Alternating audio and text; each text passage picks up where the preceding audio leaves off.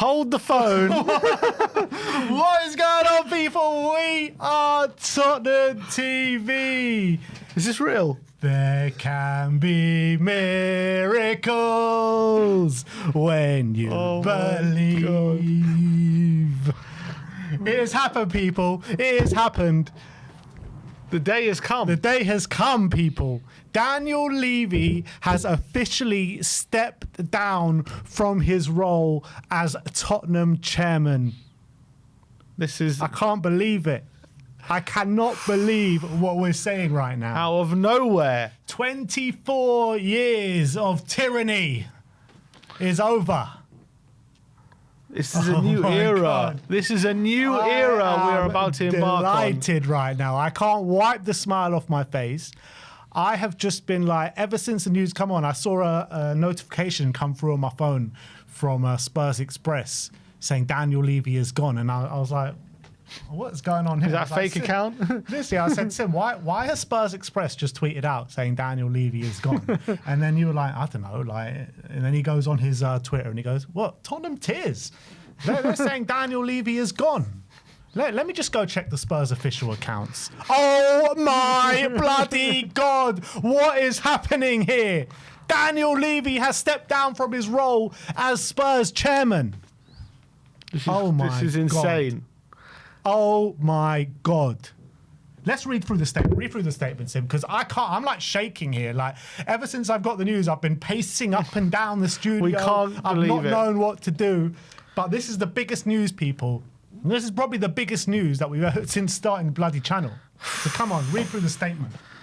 So Tottenham have announced that Daniel Levy has today stepped down from his role as executive chairman after nearly 25 years. Tottenham Hotspur has been transformed over the last quarter of a century. It's played in European competition in the last 18 of 20 seasons, becoming one of the world's most recognised football clubs, consistently investing in its academy, players, facilities, including a new world-class stadium and state-of-the-art training ground. The club has also competed regularly at the highest level, enjoying a number of fantastic on-field successes, including the recent Europa League Cup win. As part of its succession planning, the club has made a number of senior appointments in recent months, including Vinay Venkatesham, who was hired as CEO, with Thomas Frank as our new men's head coach, and Martin Ho as the new women's head coach. Peter Charrington joined the board and will step into the newly created role of non-executive chairman. This is all part of the club's ambition to ensure that is set up to deliver long-term sporting success. Daniel Levy has said, I'm incredibly proud of the work I've done together with the executive team and all our employees. We have built this club into a global heavyweight, competing at the highest level. More than that, we have built community, and I was lucky enough to work with some of the greatest people in this sport, from the team at Lily White House and Hotspur Way to all the players and managers over the years. I wish to thank all the fans that have supported me over the years. It hasn't always been an easy journey, but significant progress has been made. I will continue to support the club passionately.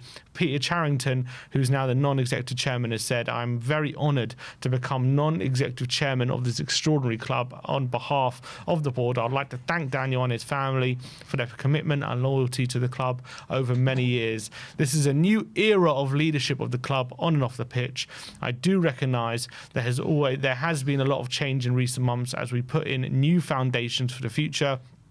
We are now fully focused on stability and empowering our talented people across the club, led by Vinay and his executive team. There are no changes to the ownership or shareholder structure of the club. Well, they weren't bloody lying when they were talking about summer of change.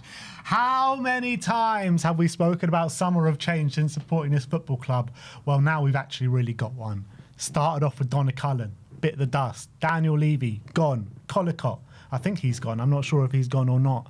You're talking about mad changes at boardroom level this summer. Mad changes in the footballing staff, bringing in talent across the board, bringing in a whole new coaching staff led by Thomas Frank. This has been the biggest summer of change I've ever seen at this football club, and this is obviously the biggest one of the lot. The biggest one of the lot. I'm telling you, this is the best transfer window that we've ever had, that this football club has ever had. And look, obviously you can tell I'm delighted at this moment in time, and obviously I haven't made my feelings on Daniel Levy quiet over the past couple of years. But what I do want to say at this moment in time, the club is a very different club to the one Daniel Levy and ENIC picked up in 2001. They have brought the club onto a different pedestal. Getting to a Champions League final, winning the Europa League, but not only that, commercially in a completely different space.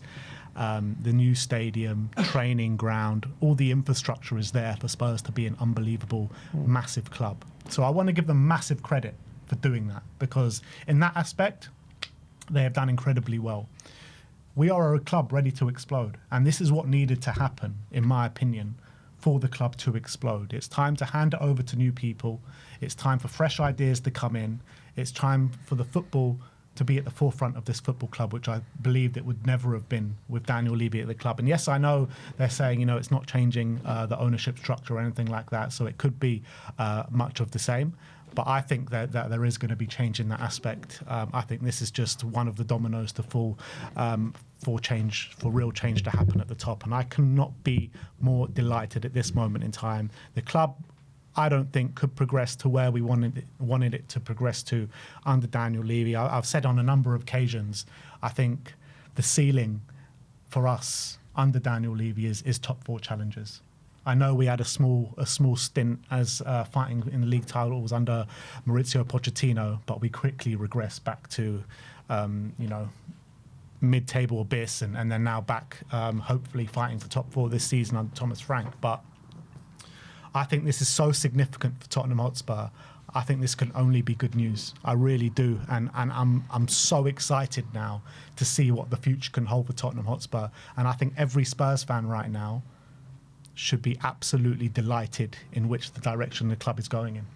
Well, this is clearly something that's been in the pipeline for a long time, isn't it? Yeah. In hindsight, because we heard a lot of stuff over the summer about Charrington coming in and butting heads with Daniel Levy and wanting to take Tottenham in a different direction. Daniel Levy, still having that stranglehold over the finances and the way he operates. And I think at the end of the day, this is something that has needed to happen for a while. I think Daniel Levy has done exceptionally well to get us to the point that he has done. But I think it's clear for everyone to see that even his biggest defenders, have to admit that the club need a new figurehead at the top if we're going to progress beyond where we are at the moment and really challenge the guys at the top. Now, it doesn't mean it's guaranteed just because Levy's left that it's all upside now and we're going to go win leagues and Champions Leagues. But what we do know is change needed to happen. Change needed to happen at the top. I think everyone's realised that. I think the club clearly, the board realised that Daniel Levy at the moment, when it comes to the footballing side of the club, he's just not fit for purpose. And as much as he's done a phenomenal job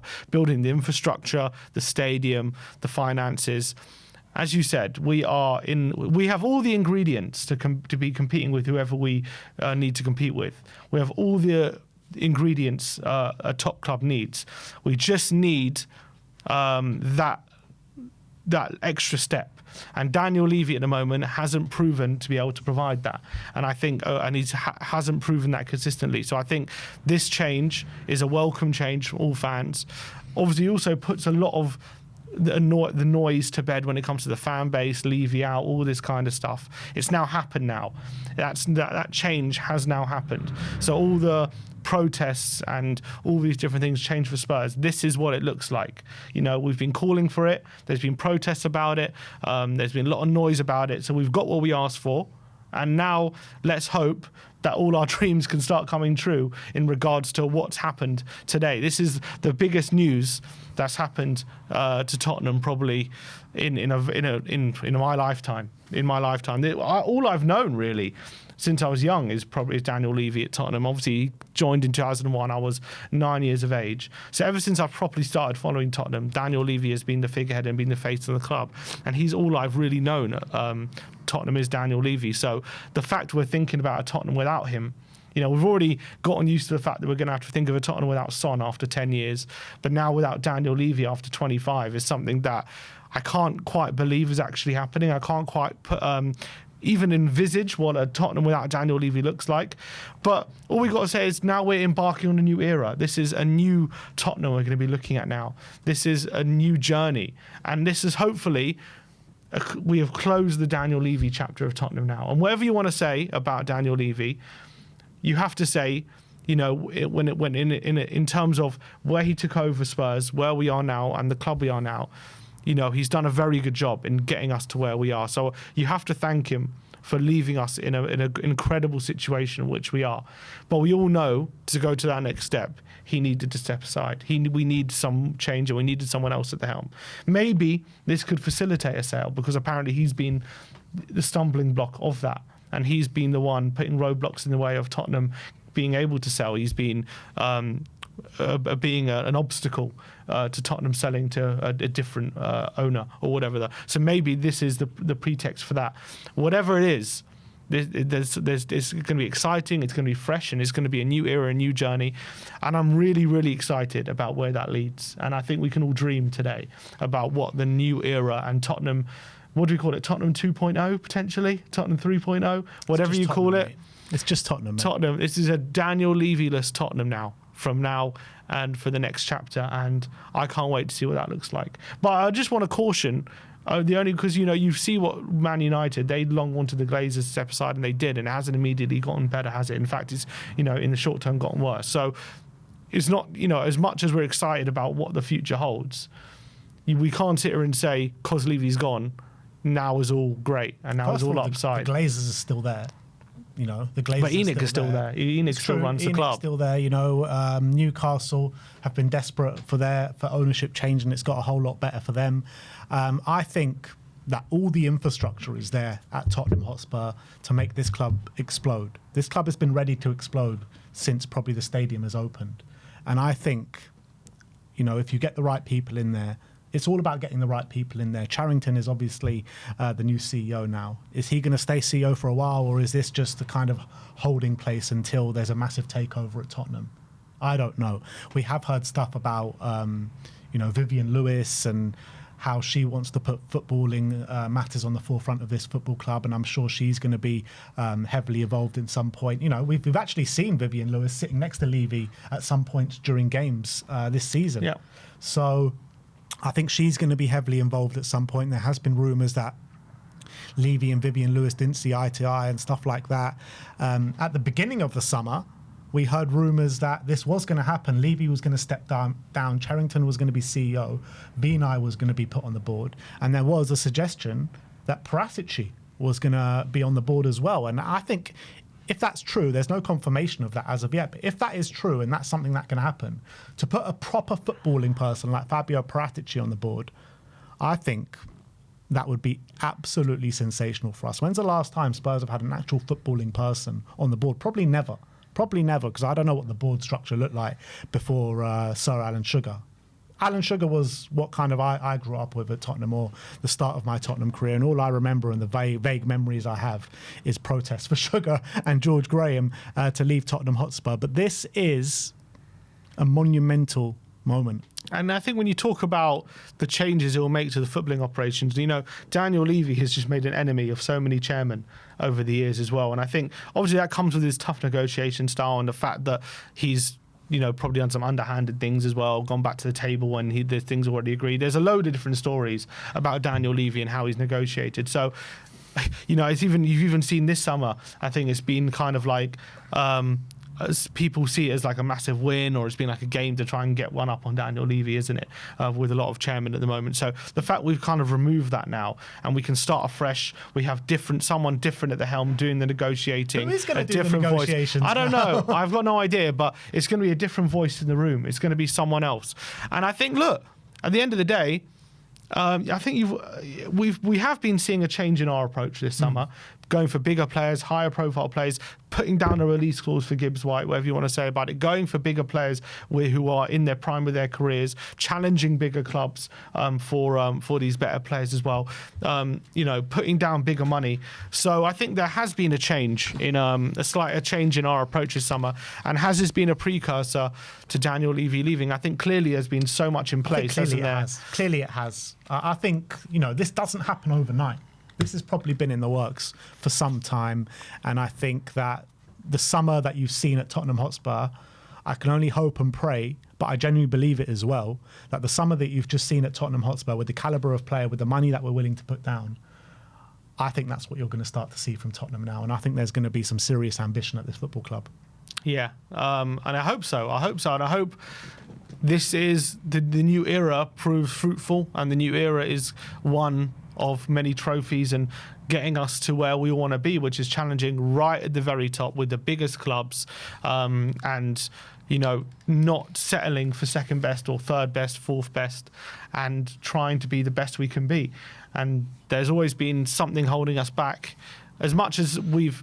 Look, when Levy came in, we were a mid-table team, weren't we? How many years have we not gotten in Europe before Levy came? Europe was a dream in itself before Levy. 100%. Look, like I said, there are many things I'm saying from a footballing point of view as well, we're in a different, not just structurally, like from a footballing point of view. 100%. Football's now European football's now an expectation. Yeah. Whereas when Levy first came in, I remember when we hadn't been in Europe for so long, I was like, we were looking at the Fair Play League to see if we can get in, and I was like, oh, it's a dream to just even sneak in that way. That's how desperate we were for Europe back then. That year we got it under Martin Jol, going to Prague, that first European game. That was the first time since we got there, since I think winning the Worthington Cup in 1999, when we went out to Kaiserslautern and Stephen Carr scoring our own goals and all this kind of stuff. So now we're in a different way where Europe has been, as the statement said, 18 of the last 20 seasons we've been in Europe. Champions League, I don't know, for 7 of those.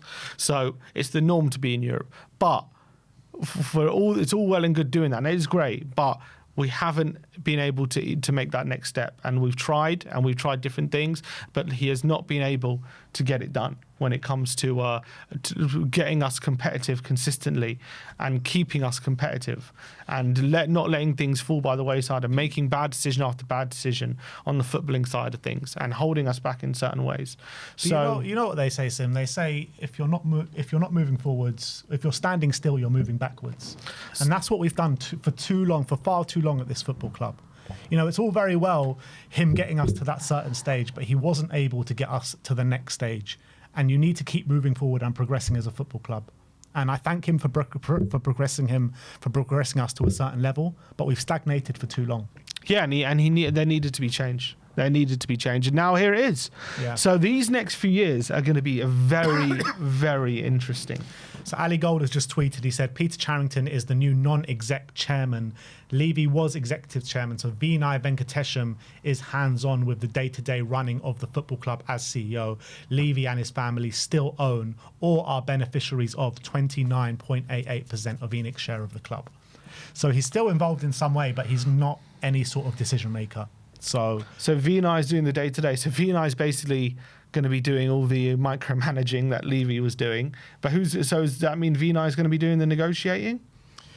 Or is that Charrington? Look, I imagine it'll be Vinay. I think from now until January transfer window, I'm sure it will come to light what the actual structure is and who's going to be doing what, and will other people come in, and will there be an ownership? Look, I'm sure everything will come. But for now, the transfer window is shut. Vinay is going to be running the day-to-day of the football club. So it's interesting we announced it so close after the end of the transfer window, isn't it? Yeah. So clearly this was planned before the window. We know all these things were put in place. So I do wonder, was this Levy basically showing Vinay and Charrington the ropes of this is how we do transfers at the transfer window? This is a handover, because he could have left before the window, but he didn't. He waited till the window was closed to leave, and obviously we know he was doing the negotiating for Eze and for other players. So I am desperate to know what role Don Paratici is going to be taken up at Tottenham Hotspur. Mm-hmm. That is going to be significant for me. But look, that is the breaking news today. Daniel Levy has stepped down as Tottenham chairman. And I know one person